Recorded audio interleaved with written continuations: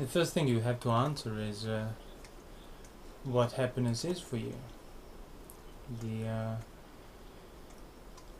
Most people would just generally be going through life without even knowing what they want, so to speak. So you just follow things that make you feel good and avoid things that don't make you feel so good. But that doesn't necessarily mean that you're following happiness. It's more you're just following an impulse. So the first step in finding happiness would be to recognize the difference between just going after things that might make you feel pleasant at the time, but not necessarily happy overall. And I think I'm sure many people are aware of that. If you stop and think about it, what is it that makes me happy?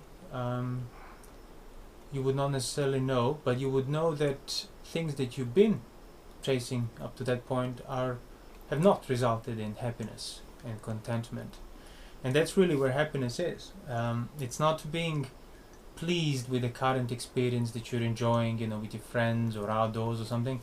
It's more like being perpetually contented with your own self, with your own well-being, and that takes work, takes effort. It's not just a question of satisfying your desires.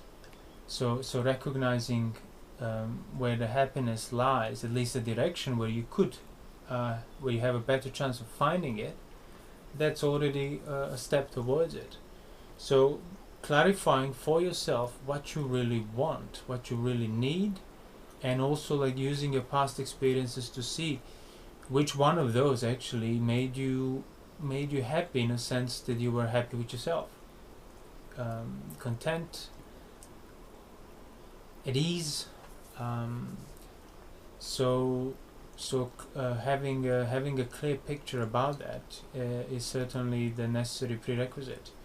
Then probably what you will come to realize is that most common notion, impulse-based notion of just chasing whatever present desire is, it's more often than not the reason for happiness. It often results in people wanting more, people being unhappy, not contented, people pretty much becoming sort of more driven, which is not a state of ease. So in other words, chasing senses, although might provide you momentary distraction, which pleasure you conflate for happiness, you would pretty quickly realize that that's not where happiness is rooted. Happiness is a state of mind, not really a state of satisfaction of your senses. So most people who would not have the clear notion of what happiness is as an experience, they would naturally conflate, getting what I want is what happiness is. But it's just one way of going about it. Like not wanting anything that you can or cannot get is also another way to be happy.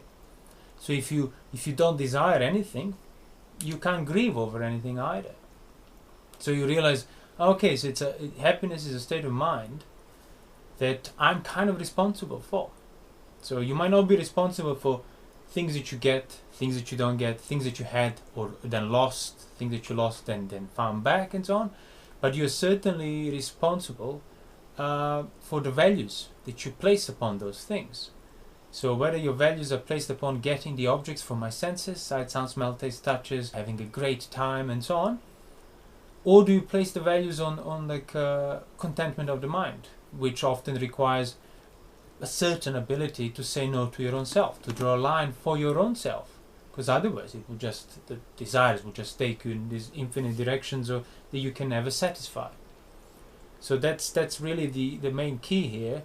It's how to find happiness really should be asked, how to understand what happiness is, and that's it. If you understand what happiness is, even if you don't make any excessive direct effort towards it, you will already be going into that direction because you have certain clarity for what it is. So you would already have a clearer picture as to where to draw a line for your own desires, when to say no and so on. Say you want something. There's already implicit knowledge whether that thing is necessary, or it would just be like a satisfaction of this insatiable thirst for sensuality, or it would just be a habit, pressure, or whatever else. And you know, it would probably be better if I were to say no to myself. It's not a hard thing to guess, because as I said, it's already implicit, that knowledge. So it's more like when people just habitually act out of impulse, they never notice these things. But it's not, you don't require some great mental effort and restraint to start seeing it.